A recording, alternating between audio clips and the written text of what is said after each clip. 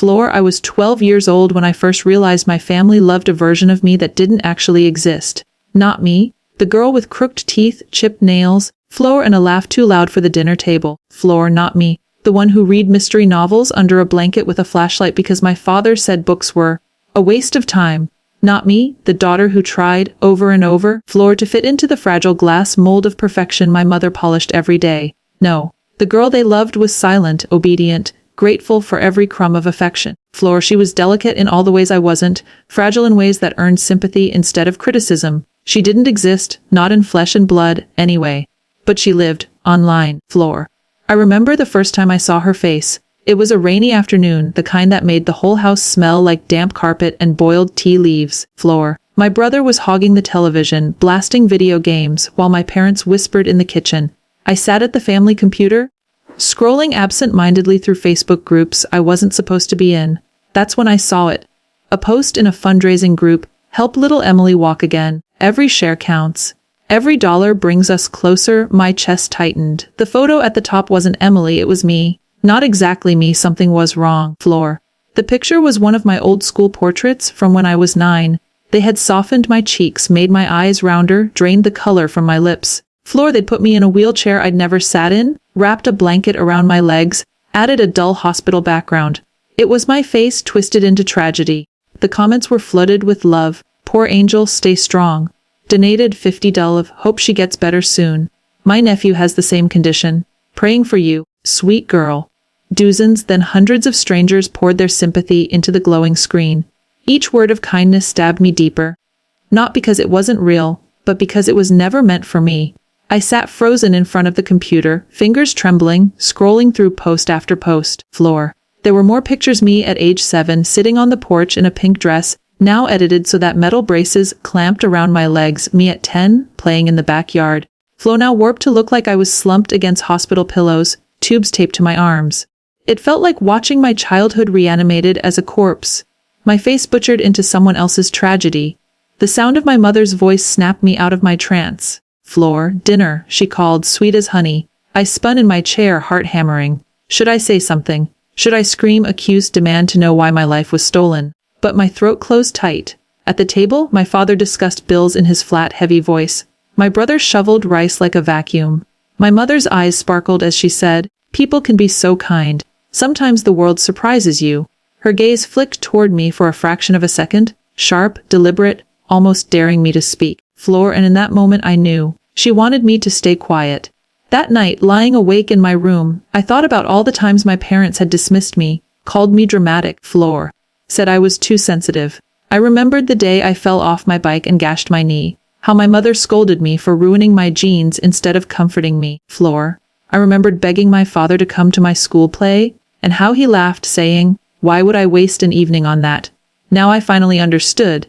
They didn't want me. They wanted her, the fragile, pitiful version of me who made strangers open their wallets. And so a perfect daughter was born, but not in this house. Not in my skin. Floor. She lived in pixels and lies in the hearts of people who pitied a ghost. I was nothing but the raw material. The face they needed, the body they erased. Floor. The first betrayal is never loud. It doesn't come as a scream but as a whisper, a hidden shadow behind familiar eyes. That night, Floor, I swore I would find out just how deep their shadows went. I didn't know it yet, but the lies would stretch further than I could imagine. Floor. They would build an empire of sympathy on my stolen childhood, raise a fortune off my stolen face, and when I finally confronted them, Floor, they would look me in the eye and say, "You're delusional." The first time I tried to confront them, I expected the world to stop. Floor. I thought the walls of our dining room would tremble, the lights flicker, the earth crack open under my feet. Floor, but nothing happened, except the sound of my mother's fork tapping porcelain, as she calmly reached for another bite of curry. "Mom," I said, voice quivering. Floor. Why is my face online? Why are you pretending I'm someone else? I saw it. I saw the pictures. Her hand froze for only a fraction of a second. Floor, the faintest flicker of recognition. Then she laughed, sharp and bright. "What are you talking about?" My father didn't even look up. He just kept eating. Floor, the scrape of his spoon against the plate like sandpaper on my nerves. "I saw it," I shouted. "They edited my school photos. Put me in a wheelchair." Floor. You're raising money for a girl that doesn't exist. This time, my father's eyes flicked up, dark, unreadable. He gave me one look, then went back to eating. And my mother. She leaned across the table, tilted her head like I was a stranger in her home, and said softly, almost pityingly, "Floor, you've always had such an overactive imagination." That was the first gaslight. A spark that would grow into a wildfire. Over the next week, I tried again. Floor, I cornered my father while he smoked on the porch, the air reeking of cheap cigarettes and rusted metal from his toolbox. "Dad, please. Just tell me the truth. Or, I know what you're doing." He exhaled a long ribbon of smoke, squinting into the distance. "Floor, you should really focus on your studies instead of making up stories." "But it's not a story!" I screamed, my chest aching with the force of it. "It's my face! Floor, it's me! How can you just—" He turned, his expression heavy with disdain, and muttered, "Sometimes I think you want attention more than you want the truth." Then he crushed his cigarette under his boot, ending the conversation as if I had never spoken. Soon, Floor, it wasn't just them. It was everyone. At school, whispers followed me. Not about the scam, I hadn't told anyone, but about the way my family talked. My cousin, Floor, visiting for the weekend, smirked and told my classmates, "She thinks our family is running some kind of scam online. Isn't that crazy?" Crazy, Floor.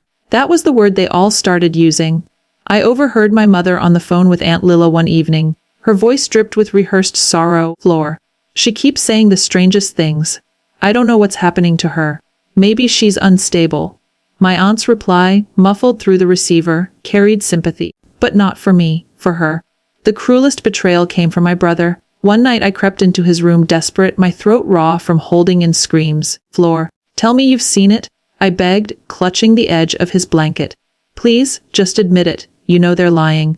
He rolled over, Floor, face lit by the bluish glow of his phone. His eyes, so like mine but colder, met mine for a second before narrowing. "You're imagining things. Mom says you get these ideas. Floor, you always want to be the victim?"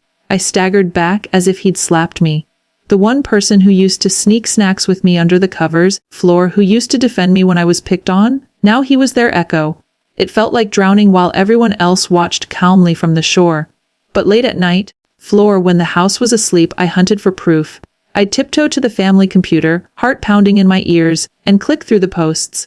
The lies had multiplied, different fundraisers, different photos, all featuring the ghost version of me. There were whole narratives, Floor, updates about Emily's condition, stories of fake hospital visits, fabricated surgeries, and the comments. God, the comments. Strangers saying they felt inspired, Floor, that my parents were saints, that they prayed for the little girl who bore my face. Donations piling up in neat rows of gratitude, the numbers climbing higher every week. Floor, 5 hours here, 20 tiered, and there was 1,000 from an anonymous donor. They were swimming in a sea of sympathy, while I drowned in silence. One night I clicked on a photo I'd never seen before. Floor, it was me about 8 years old wearing a Christmas sweater. But in this version, my eyes were dull, unfocused, my head tilted at an unnatural angle. The caption read, Floor, some days are harder than others, but our brave girl keeps fighting. Something inside me cracked. It wasn't just lying. It wasn't just stealing.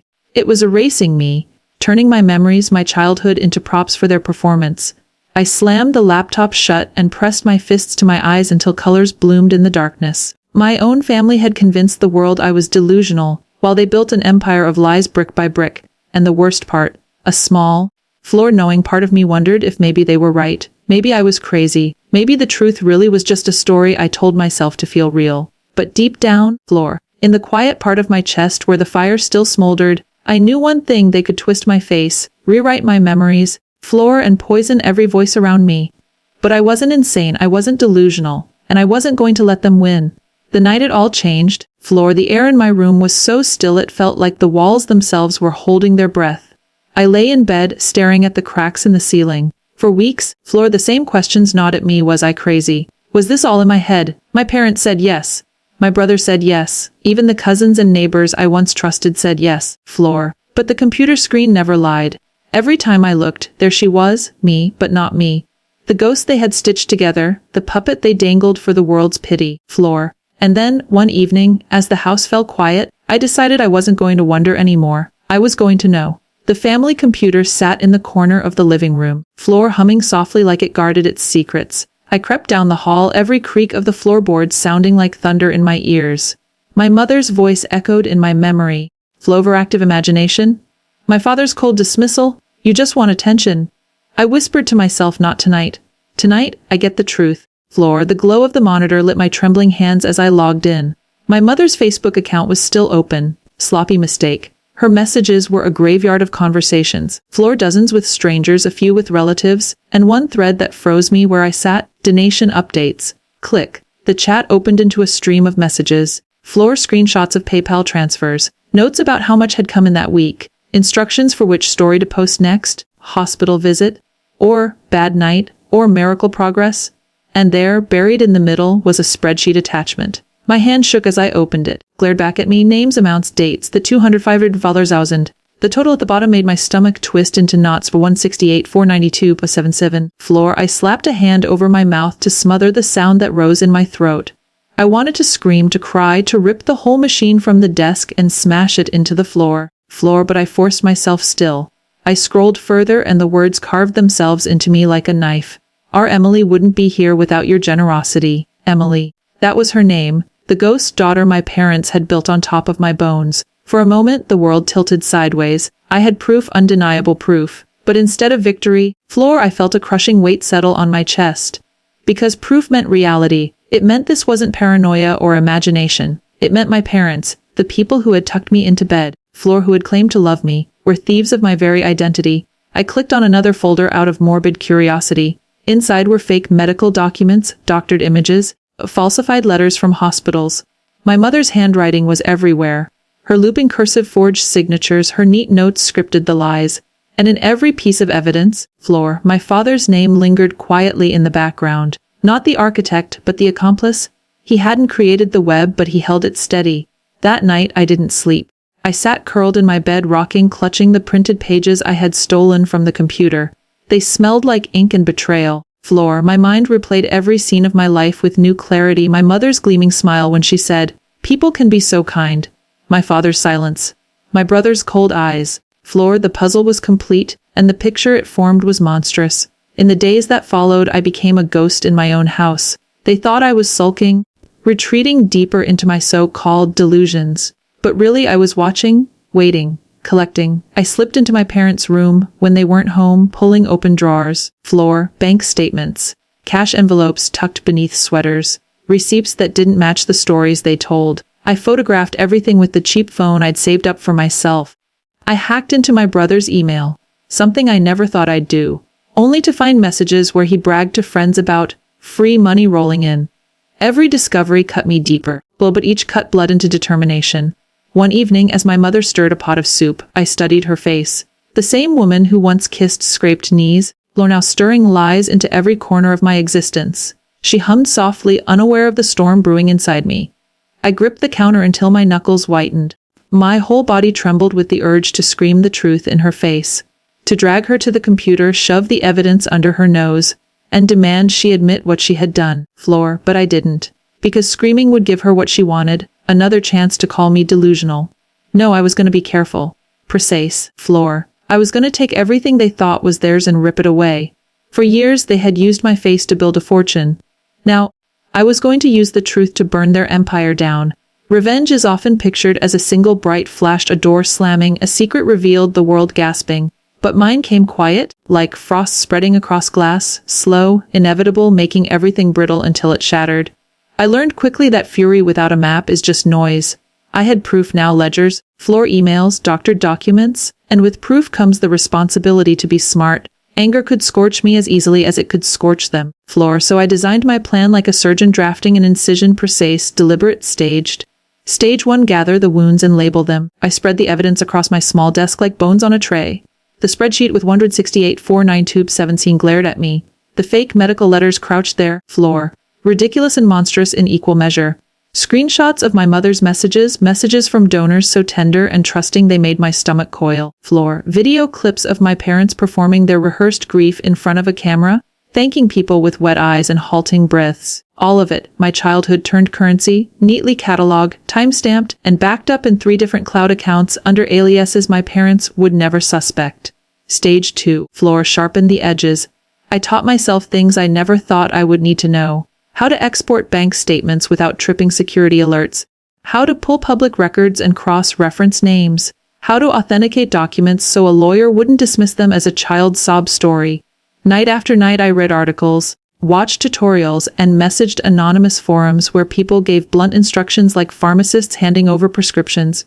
The work was clinical, almost soothing. Floor, numbers and dates do not lie. People do. Stage 3, choose the battleground. There are many ways to kill a lie. You can scream it in a living room and hope the neighbors hear. Floor. You can send it to a lawyer and let the log gnaw at its bones. Or you can take it into the place that made it fructify in the first place, the public. Floor. My parents had built their empire on strangers' sympathies.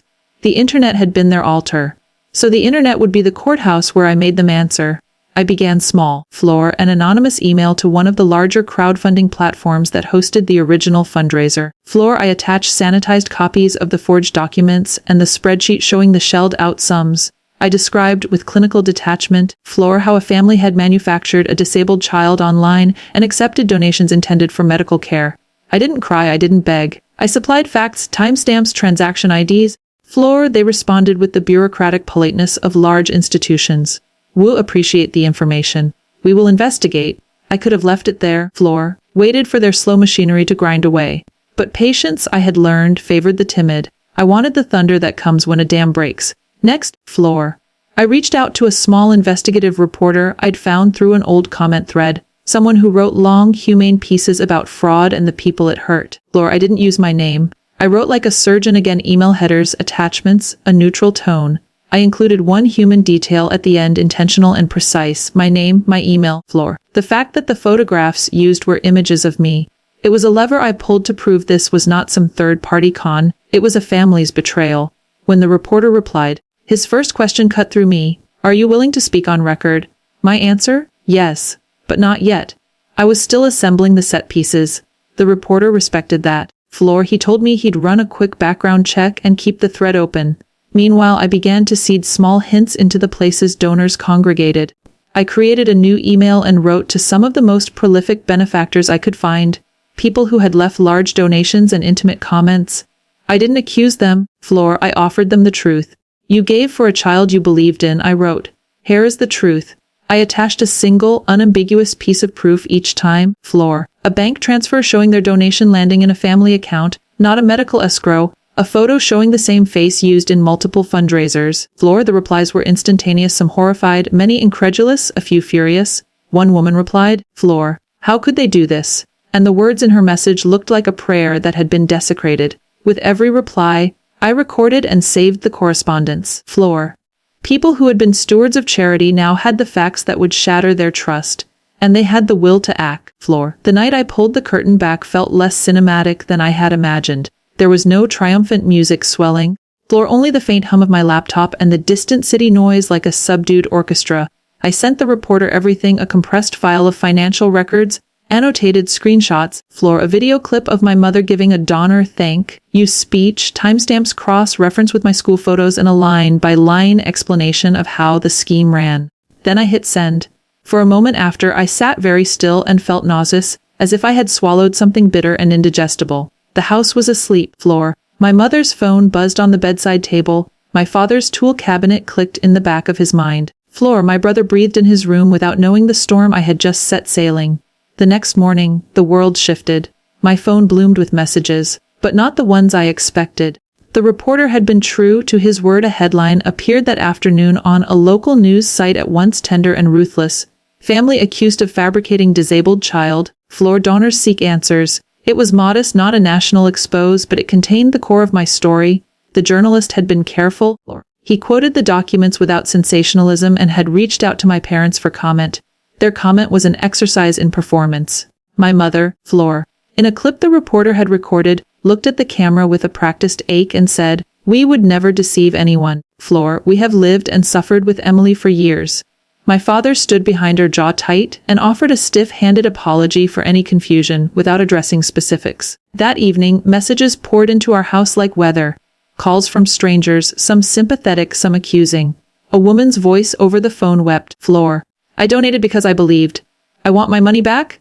Another caller said, how could you? And the tone was the long judge's scorn. My brother stood in the doorway, Floor, bewildered and pale. He had been naive enough to believe in the performance. Now he was forced to watch the stage collapse. I watched them, feeling like an anthropologist observing the slow moral degradation of people I once loved. Their faces were microscopic, shifting through panic, denial, improvisation. Floor, my mother moved like a dancer with a new, improvised routine. Her words flowed, always just skirts of the truth that left the core untouched. The reporter called me that night. Voice quiet and precise. People are calling. We're getting more documents forwarded. If you want me to press this nationally, say so. I listened to my own breath. The thought of a national paper was intoxicating in its promise of total exposure, a cleansing fire. But I also thought of what such exposure would do to me, detached and raw, stripped of anonymity, the way the headlines would brand me. The girl whose face was stolen made my stomach quiver. I want them to answer, I told him. Make them answer every question. He agreed. The first public unraveling happened in pieces. Donors demanded refunds. Some crowdfunding platforms froze the accounts and launched internal audits. Floor, a volunteer organization that had referenced Emily in a charity newsletter, removed mentions and posted an apology. Floor, a Facebook group that had raised 5,000 pulsed with furious posts demanding that the family step forward. The pressure was a tidal thing. Floor. It reached my house in the form of a lawyer's letter served to my parents, and then in the more personal sting of neighbors standing outside our gate, whispering with pity and contempt. My aunt, who had called me unstable the week before, now stood on the lawn holding a phone and scowled. How could you do this to our family? As if truth were a betrayal of blood. But the most terrible thing was the way my mother refused to see her own mirror. Floor. She clung to the narrative like a drowning person to driftwood. They'll see it's all a misunderstanding, she told my father one night. Floor. Voice small and both pleading and commanding. We did it for Emily. We did it for the family. The pronouns were slippery. I was there in the house yet not acknowledged. Floor, I had thought revenge would make me lighter. Instead, I felt the old familiar hollowness. An ache that is not filled by retribution. Each outward victory, the frozen account, Floor, the angry donors, the news inquiries, only proved the cruelty of what had happened. I had taken the truth and used it like a scalpel against their lies, but the wound it revealed was deeper than money or public shame. It was a wound in the fabric of our home. The confrontation was inevitable and peculiar, Floor, like two tectonic plates grinding together slowly until the earth finally groans. It happened one cold Friday evening. The reporter arranged a sit-down in a small studio room at the station. He wanted to film a piece that would run that night, online questions, answers, the documents laid bare. Floor. I agreed to come in person because a voice is more believable than an email, and because I wanted finally to stand upright and speak. My parents did not want to come. Floor, they sent a message. We refused to participate in this smear campaign. My mother's handwriting on a note left in the kitchen that morning read like a nursery rhyme. Floor. You're only doing this for attention, child? I folded it and put it on my desk like a relic. At the station, the reporter set up a small camera. He looked at me, Floor, and there was something like respect in his tired eyes. You sure you want to do this? He asked. Yes. The word came out small but clean. Floor, the segment ran like a scalpel across the internet. I recited facts. I showed documents. I let the numbers speak. Floor, I kept my voice steady until a moment when it broke. On the line where I said, those were my childhood photos. The editor cut to montage. Floor, my childhood laughter in the background. Then the edited images, then the spreadsheet. The juxtaposition felt obscene even as it was liberating. By the time the piece aired, Floor, the comments were cascading. Some called me vindictive. Others called for criminal investigations. My parents watched it on their phone in silence. Floor, I sat with friends I'd made online, strangers who had become allies, and felt a trembling solidarity stitch around me. Floor, they held me when the replies grew cruel, and they shouted down the lies when arguments surfaced. Then came the legal angle. The local prosecutor's office, Floor, egged on by outraged donors and media attention, opened an investigation into potential fraud. Floor, a civil suit for restitution was filed by a group of donors who claimed they were defrauded. The bank, under regulator pressure, Floor, provided transaction histories that showed where the money had moved. The $168K was spread across multiple accounts. Some transfers going into a small business that my parents had set up, some withdrawn as cash. Floor, some used to pay for home renovations that had always seemed ostentatious for our modest incomes. My father's face hardened in a way I had never seen. For the first time, Floor, he looked like a man who understood the cost of silence. He began to talk, but the words were small and brittle. My mother, on the other hand, became theatrical, crying on camera. Floor, clutching her chest, beseeching forgiveness from strangers. She spoke of Emily, in the present tense, as if a fiction were a living being they had to protect. Floor. The prosecutor asked for a meeting. They wanted to know everything I knew. Floor. I handed over backups on an encrypted drive and sat through an interview that felt like being measured for a confession. But I didn't confess, I gave testimony. Floor. When I walked into the hearing room for the preliminary hearing, it was the first time I felt a kind of daylight inside my chest. Floor. The judge's gavels and the lawyer's precise questions were not theater but instruments of truth. The prosecutor displayed a timeline, lore, and the court listened in a way my family rarely had. The hearing didn't give me the catharsis of a movie finale. Floor. There were adjournments and continuances and documents to be subpoenaed. Yet the public record now held what had been hidden in private for years. The world could read the ledger. The ledger could not be soothed by a practiced smile. Revenge, I learned, was not just the act of inflicting pain. It was the act of naming the pain and in doing so, reclaiming the self that had been used as a prop. But the sweet part, the part I had craved like a starving person craves bread, came in an unexpected form. It arrived in the shape of small, quiet restitutions. A donor, a woman from a neighboring city who had lost a child years earlier, reached out. Floor. She had read the article and recognized some of the language my mother used in her posts. Language that matched a pattern of online solicitations she had seen before. She asked me to meet. We sat in a cafe with chipped tiles and the smell of ground coffee. Her hands were steady, her voice was gentle. Floor, I lost my daughter 10 years ago, she said. I gave to your family because I wanted to keep the feeling of helping alive. When I learned the truth, I felt betrayed. But you, what you did, bringing this into the light, that helped more people than you can imagine. She slid an envelope across the table. It contained a check. Floor, not a refund.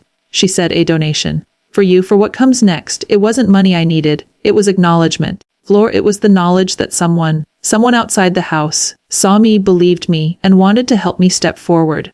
Another surprise came in the form of laughter. Awkward, floor choked laughter from my brother, who began to avoid my mother's rehearsed speeches and quietly read articles about fraud and accountability. He apologized once, clumsy and sheepish, floor, and I accepted in a silence that was more like a pact than a forgiveness. It was the beginning of repair, which is different from reconciliation. The greatest sweetness, though, floor, was simply the reclamation of small things, my photos taken down, my name no longer a bait. The ability to post without looking over my shoulder. Floor, I began to write again, not public appeals, but scribbles, then paragraphs, then stories that were mine. I felt my voice return, ragged and used but alive, of course. Floor, the revenge had costs. My parents were vilified in our community. Charity boards refused to associate with them. A civil suit dragged on. Floor. My mother called me a traitor in the privacy of the house. Words flung like knives that missed their mark. My father, once stoic, unnerved in the line of questioning, lost his job at a small firm where reputation mattered. People I had known my whole life treated me like a stone tossed into a placid pond. Ripples and splashes and then silence. Floor, I could have taken more. I could have pursued every penny, every shred, until they were bankrupt in more than spirit. But revenge tempered by mercy is a rare alchemy. I had wanted, not to destroy them completely, but to make the truth unavoidable, to make accountability a tangible thing. So I stopped. I let the legal system do its work. Floored. I continued to document. I continued to tell my story. And when the procedural dust settled enough to let me breathe, I made a decision that surprised even me. I forgave them. Floor, not in the melodramatic way movies demand. No group hug, no tearful reconciliation, but with a quiet, iron resolve. I forgave them the way people forgive a sickness and a loved one. Floor, with boundaries and distance and a clear-eyed refusal to be harmed again. That night, after the first court hearing, I walked home under an indifferent sky. Floor. The street lamps made yellow puddles on the asphalt. I held my evidence drive in my jacket pocket like a talisman. Floor. The house that had once felt like a trap now felt like a place I had maimed and then tended to with antiseptic and time. Floor. The memory of their faces during the hearing. My mother's practiced grief, my father's flared temper, stayed with me, but so did the faces of the people who had reached out. Floor. The donors asking for refunds. The reporter who had refused to sensationalize, the woman in the cafe whose grief had been rerouted into compassion. Floor. My revenge had been sweet because it had been just. It had not been an eye for an eye, but an unmasking that let justice, however slow, take its course. I had reclaimed my name. Floor. I had forced them to stand in the daylight and account for their theft.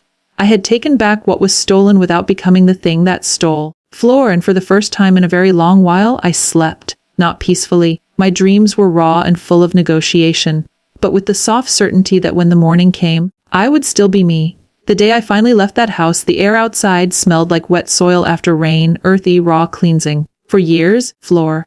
The walls of my childhood home had pressed in on me like a cage, lined not with iron bars but with gaslight, silence, and shame. When I closed the gate behind me for the last time, floor, it didn't clang shut with drama. It sighed like something wary being released. I carried only a small suitcase, a folder of documents, floor, and a heart stitched together with too many seams. Yet for the first time, I felt those seams weren't weaknesses. They were proof I had survived being ripped apart, or the fallout of the scandal had already burned through my family like wildfire. Neighbors avoided eye contact. Donors, furious and humiliated, filled forums and comment threads with their outrage. My parents' faces had appeared on local news segments, framed not as saints but as swindlers.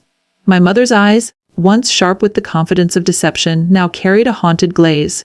My father walked with a stoop, no longer the silent authority but a man hollowed out by the exposure of his complicity. The 168,000 empire of pity was crumbling under lawsuits and investigations. Accounts frozen, floor assets scrutinized, lawyers circling like vultures. The sympathy that had once flowed toward them now funneled to the people they had conned and to me, floor, but the sweetest part was not their ruin. It was my freedom. I moved into a small apartment, floor, one room with peeling paint and a window that overlooked the city's spine of crooked rooftops. It smelled faintly of dust and detergent, but to me it was cathedral air. Floor, every corner belonged to me. The silence was mine, untainted by whispered lies. I bought second-hand furniture, an old oak desk scarred with scratches, floor, a bed frame that creaked but held steady, a lamp with a bent shade. They looked mismatched like survivors gathered together, and I loved them instantly. At night, I would sit by the window with my journal and write until dawn bled across the sky. Sometimes it was rage that spilled out, sometimes grief, sometimes tentative joy, but every word was mine, unedited, unexploited. I had become the author of my own narrative again. The legal battles stretched on. The fraud charges mounted. Floor donors pressed their claims. My parents' lawyer tried, clumsily, to argue that they had believed in the persona of Emily themselves, as though delusion excused theft. Floor, but documents spoke louder than excuses. Judges listened, banks cooperated. Truth did not bend. I watched from a distance. I didn't need to sit in court every day. Floor, the system was chewing the lies without me constantly feeding it. For once, the burden wasn't mine alone. The irony was bittersweet. They had raised money in my name, floor, and now my testimony was raising justice in theirs. My brother hovered on the edges of my life like a stray shadow. He texted sometimes I didn't know. I'm sorry. Floor, he left a bag of groceries outside my apartment door. We weren't healed. Not yet. But a crack had opened in the wall between us. Maybe one day forgiveness would walk through it. My parents never called. Not once. Their silence was both wound and relief. They had chosen to keep loving their creation. Emily, floor, the ghost daughter, over the flesh and blood child standing in front of them. That choice belonged to them. The consequence belonged to me, freedom, floor. But freedom is not just absence, it is presence. I began to volunteer for organizations that protected people from online scams, sharing my story quietly, floor, without the sensationalism the media craved. I became a warning and a witness, proof that even those closest to you can turn your image into a mask for their greed. At first, floor, my voice trembled when I spoke, but each time, it grew steadier. The shame that had once curled inside me like a parasite began to wither in the light of other people's stories. I wasn't alone. Fraud had many victims. Betrayal wore many faces. And survival could be spoken in many voices. One evening, months after leaving, floor, I walked past a mirror in my apartment and stopped. For years, my reflection had been a battlefield, a face stolen and twisted into pity. Now it was simply me, tired, scared, floor, but alive. I leaned close and whispered, "You're real." And for the first time, I believed it. The rebirth wasn't loud. It didn't arrive in a burst of triumph. Floor, it grew slowly like ivy climbing brick, quiet, persistent, unstoppable. It grew in the first night I slept without nightmares. It grew in the friendships I built outside my family's shadow. It grew in the stories I wrote that no one edited, no one sold, no one warped. Floor, and it grew in the knowledge that revenge, though sweet, had never been the destination. Freedom was. Now when I tell the story, floor, I don't start with the 168,000 or the word fraud. I start with a girl who once believed her family loved her, floor, and the discovery that they loved only the ghosts they made of her. And I end with this: they tried to erase me, but in the ashes of their lies, I wrote myself back into existence.